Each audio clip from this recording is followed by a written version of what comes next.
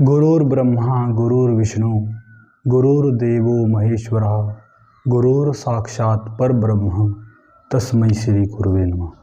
नमस्कार साथियों, एक बार फिर से आप सभी का आपके अपने YouTube चैनल अमेजिंग शिक्षा में बहुत बहुत हार्दिक अभिनंदन व स्वागत है। साथियों, आज फिर हम हिंदी व्याकरण का एक बहुत ही रोचक विषय आपके सामने लेकर के आए हैं, जो रहेगा उत्पत्ति के आधार पर शब्द के भेद। इससे पहले हमने क्या किया? रचना के आधार पर शब्द के भेद, रूढ़, यौगिक और योग रूढ़। यदि आपने वो वीडियो नहीं देखी है वो जरूर देख लें आप, ताकि आपको जो है ना वो भी अच्छे समझ में आ जाए। ठीक है, तो आज हम बात करेंगे उत्पत्ति के आधार पर शब्द के कितने भेद होते हैं, कितने हम प्रकार करते हैं और कैसे उनको समझ सकते हैं। देखिए, इसका जो है उत्पत्ति, ये ना समझें आप सबसे पहले तो कि जो उत्पत्ति है ना, कि उसको उत्पत्ति के स्थान पर दूसरा शब्द भी हो सकता है, उद्गम के आधार पर भी हो सकता है, विकास के आधार पर भी हो सकता है, स्रोत के आधार पर भी हो सकता है। ठीक है ना, कभी आप कंफ्यूज हो जाए कि हमने तो उत्पत्ति के आधार पर किए हैं, हमने तो उद्गम के आधार पर किए ही नहीं। तो उद्गम के आधार पर भी कह सकते हैं कि इनकी उत्पत्ति कहाँ से हुई, कहाँ से ये हिंदी में आए हैं, ये बात यहाँ पर रहेगी। रचना में क्या था? बनावट, कि किस प्रकार से शब्द की बनावट होती है, कैसे हम उस शब्द का वर्गीकरण कर सकते हैं, विभाजन कर सकते हैं। आज बात करेंगे उत्पत्ति के आधार पर शब्द के भेद। कितने होते हैं? 4 हम पहले समझा चुके हैं। पहला होता है तत्सम शब्द, दूसरा तद्भव, तीसरा देशज और चौथा होता है विदेशज। तो सबसे पहले मैं बात करूंगा तत्सम शब्द की। आखिर तत्सम शब्द होते क्या हैं?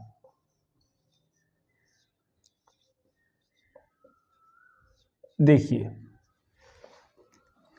संस्कृत के जो शब्द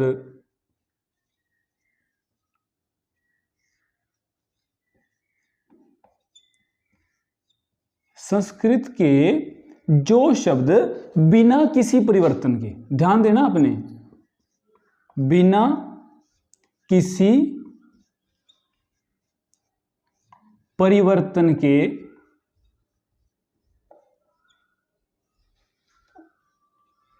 हिंदी भाषा में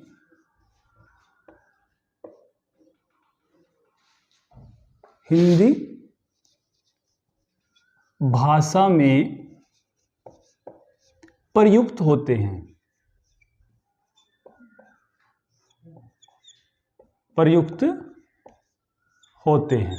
ठीक है, फिर समझिए, संस्कृत के जो शब्द बिना किसी परिवर्तन के हिंदी भाषा में प्रयुक्त होते हैं उन्हें हम क्या कहते हैं?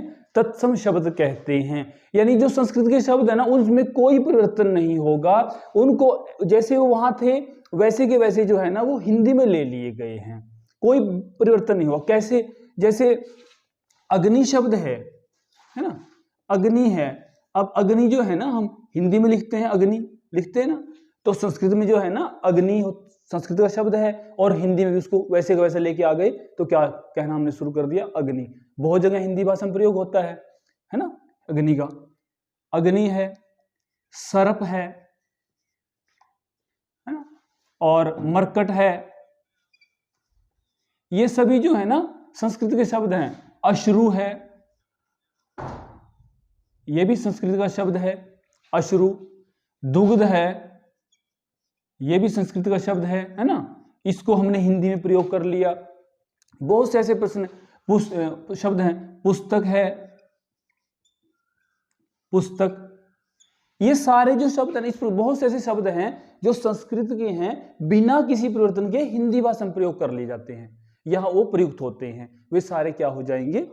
वहां पर तत्सम शब्द हो जाएंगे। उसके बाद बात, जैसे इसमें अस्थि है, अस्थि शब्द हड्डी होते हैं ना, इसका अर्थ अस्थि है। ठीक है, पुण्य है।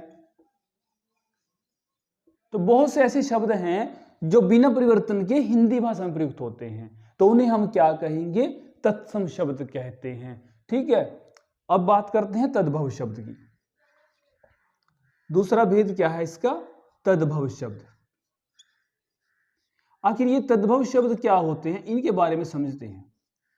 देखिए, संस्कृत के जो शब्द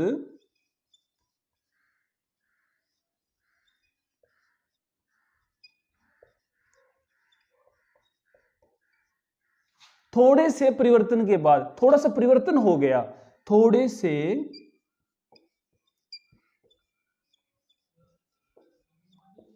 परिवर्तन के बाद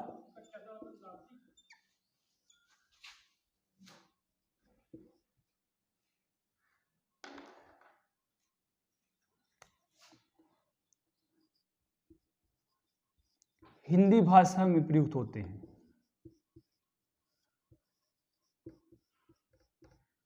हिंदी भाषा में प्रयुक्त होते हैं।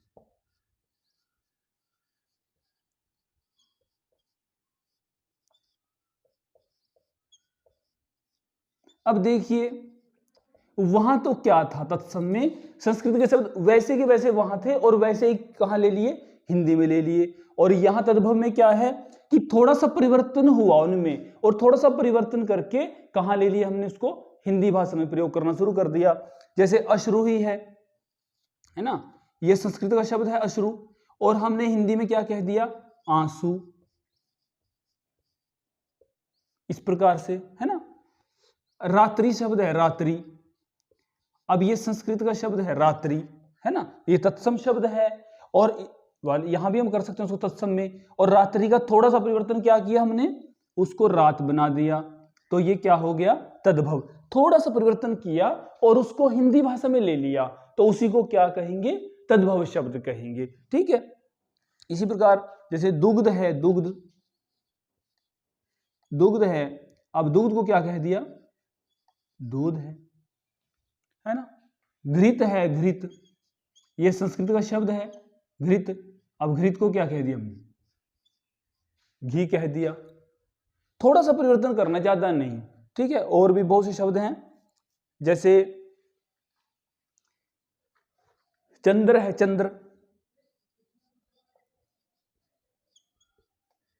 चांद बन गया।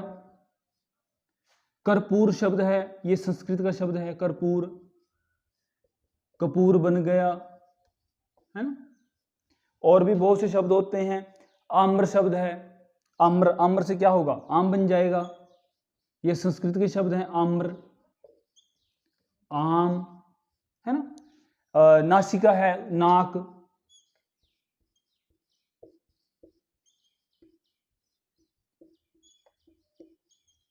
तो ये जो सारे शब्द हैं ना इस तरह के, जो थोड़े से परिवर्तन के बाद हिंदी भाषा में प्रयुक्त होते हैं, उन्हें हम क्या कहेंगे, तद्भव शब्द कहेंगे। बस आपने ये ध्यान रखना है, जिसमें कोई परिवर्तन नहीं हुआ संस्कृत के शब्दों में और वैसे ही वो हिंदी में लिख लिए, वो तो तत्सम कहलाएंगे।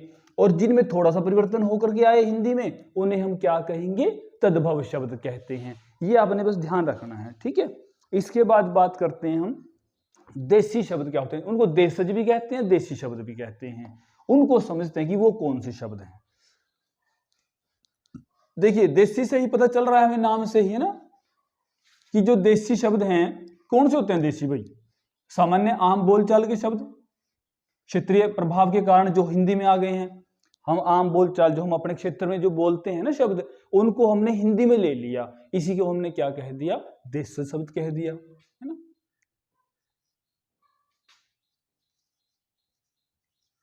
देशज,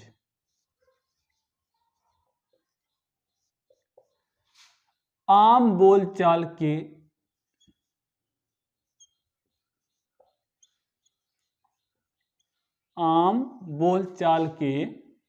जो शब्द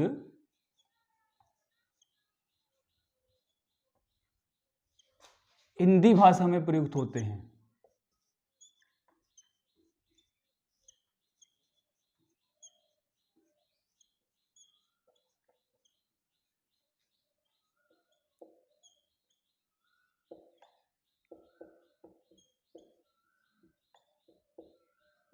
देखिए आम बोलचाल का अर्थ होता है जो हमारा क्षेत्रीय दायरा है, जिस क्षेत्र में हम रहते हैं, भारतीय जो भाषाएं हैं वो सभी जो है ना, उनके शब्द हमने कहाँ ले लिए, हिंदी में ले लिए, तो उसे हम क्या कहेंगे, देशज या देशी शब्द। आम गांव की, नगर की आम जो भाषा है हमारे, वहां की जो बोलचाल के जो हम आम तौर पर जो है ना प्रतिदिन प्रयोग करते हैं जिन शब्दों का, वो शब्द जो हमने हिंदी में लिखने शुरू कर दिए, उन्हें हमने क्या, उनको ही हम क्या कहते हैं, देशज या देशी शब्द कहते हैं। जैसे लोटा है, लोटा है ना, ये देसी शब्द है, इसको हिंदी में लिख लेते हैं। ठीक है। बाप शब्द है, बाप, ये भी देसी शब्द है, बाप, बेटा, ये सभी क्या हैं, ये देसी शब्द हैं, है ना। डंडा है, ये भी देसी प्रयोग करते हैं, देसी भाषा में यूज करते हैं, इसका हम प्रयोग करते हैं ना। डंडा है, पगड़ी है, ये सारे जो है ना हमारे आम बोलचाल के शब्द हैं, और इनको हमने ऐसे ही हिंदी में लिखना शुरू कर दिया, हिंदी भाषा में इनका प्रयोग करना शुरू कर दिया, इसलिए इनका नाम क्या पड़ गया, देशज शब्द। ठीक है। कटोरा शब्द है एक। ऐसे बहुत से शब्द हैं जो हम हर रोज बोलते हैं और उनको हिंदी में लिखते हैं। ठीक है। देश से शब्दों के, और जितने भी पशु हैं, पक्षी हैं, उन सब की जितने भी आवाजें हैं ना पशु पक्षियों की, वे भी किसके अंतर्गत आती हैं, देशज शब्द के अंतर्गत आती हैं। जो जिस किसी भी पक्षी की कोई आवाज है, जैसे कोयल की कू है ना, या चिड़िया ची ची है, ये सभी आवाजें, या किसी पशु की कोई रांभना है, रंभाना है, ये सारी जो उसकी आवाज है, किसी पशु की या किसी पक्षी की कोई भी आवाज है, वो सभी जो शब्द होते हैं ना जो हम लिखते हैं, वो किसके अंतर्गत आते हैं, देशज शब्दों के अंतर्गत आते हैं। ठीक है। उसके बाद जो अंतिम है वो है हमारा विदेशज, यानी विदेशी।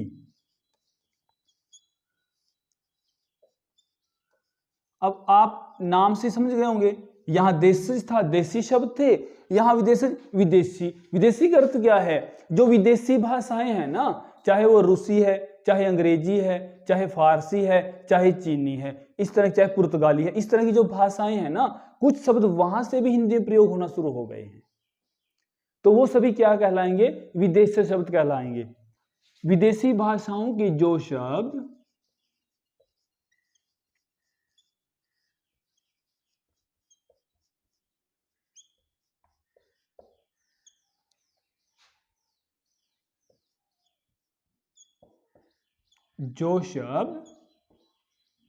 हिंदी में प्रयुक्त होते हैं, हिंदी भाषा में प्रयुक्त होते हैं।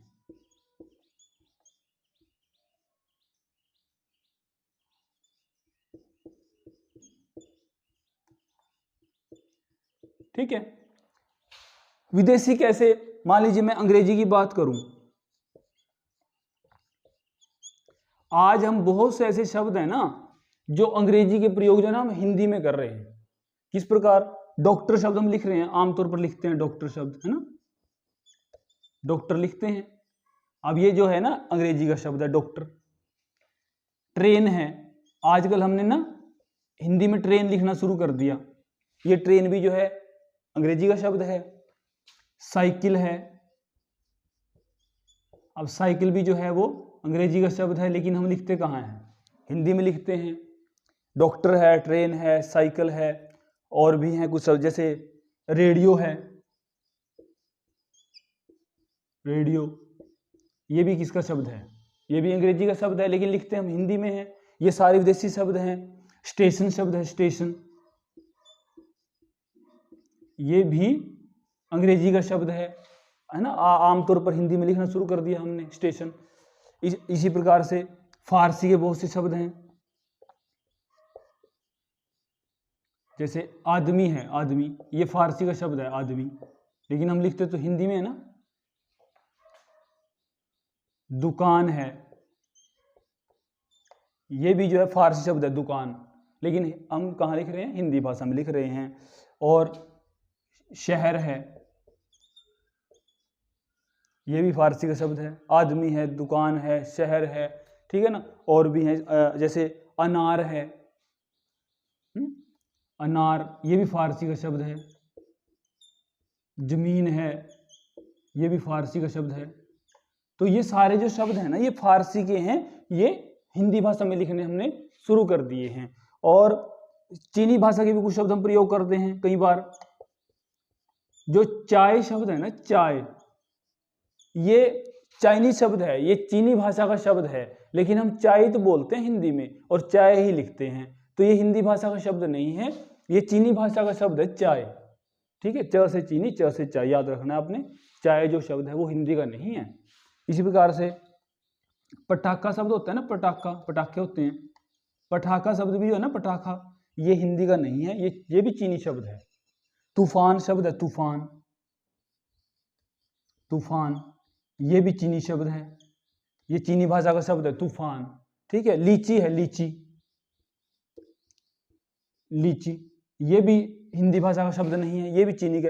जो बाहर की भाषाओं से, जो विदेशी भाषाओं से जो है ना हिंदी भाषा में लिखे जाते हैं, प्रयुक्त होते हैं, उन्हें ही हम क्या कहेंगे, विदेशी शब्द कहते हैं। ठीक है, तो बहुत ही आसान है, बड़ा आसान विषय है, कोई ज्यादा मुश्किल नहीं है, आमतौर पर आप पढ़ते आए हैं, बस थोड़ा सा जो है ना उसको थोड़ा सा और ध्यान से आप उसको देख लें। ठीक है, तो आज जो ये भेद किए ना, ये किस आधार पर थे, उत्पत्ति के आधार पर, उद्गम के आधार पर या स्रोत के आधार पर, और विकास के किसी भी कोई भी नाम उनको हम दे सकते हैं।